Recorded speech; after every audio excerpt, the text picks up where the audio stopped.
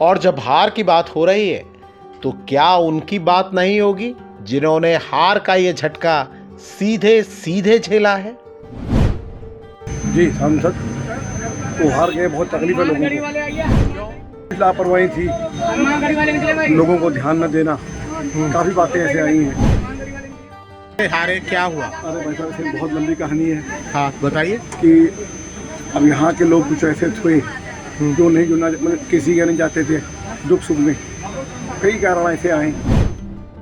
प्रत्याशी के ऊपर जो डाला जा रहा है, प्रत्याशी यहाँ पे पिछले 6 बार यहाँ पे विधायक रह चुके, 2 बार सांसद थे, तीसरी बार फिर वो यहाँ के प्रत्याशी थे। और लल्लू सिंह से जो गलती हुई मेरे समझ से, उन्होंने औपचारिकता नहीं की, इस बार किसी से मिलने नहीं गए, किसी से कहने नहीं गए। उनको ये चुनाव प्रचार जो था वो ऊपरी रह गया।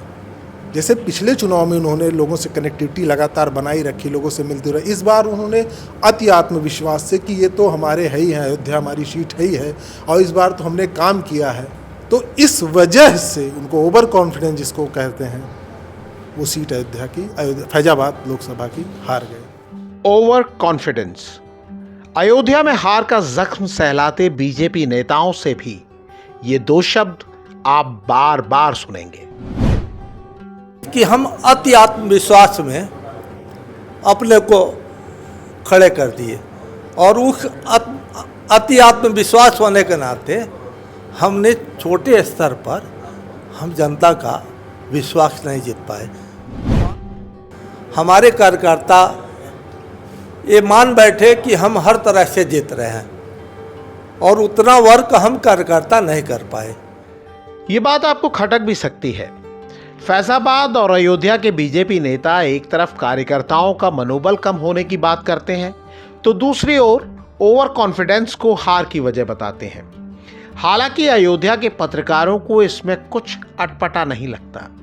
उनमें से कुछ एक कहानी भी सुनाते हैं। अयोध्या में 20 मई को वोट डाले गए। जानकारों का दावा है कि प्रचार बंद होने से पहले बीजेपी उम्मीदवार लल्लू सिंह ने पार्टी के सबसे बड़े स्टार प्रचारकों में शामिल गृह मंत्री अमित शाह से आने का आग्रह किया।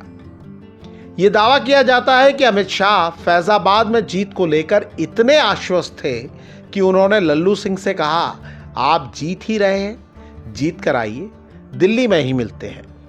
इस दावे में दम है ये बताने के लिए जिक्र आंकड़ों का भी होता है।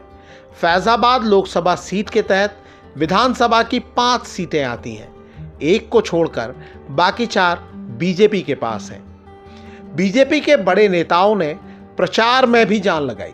प्रधानमंत्री नरेंद्र मोदी ने रोड शो किया, मुख्यमंत्री योगी आदित्यनाथ भी कई बार आए और जीत मिलने के पहले ही जीत का माहौल बना दिया गया।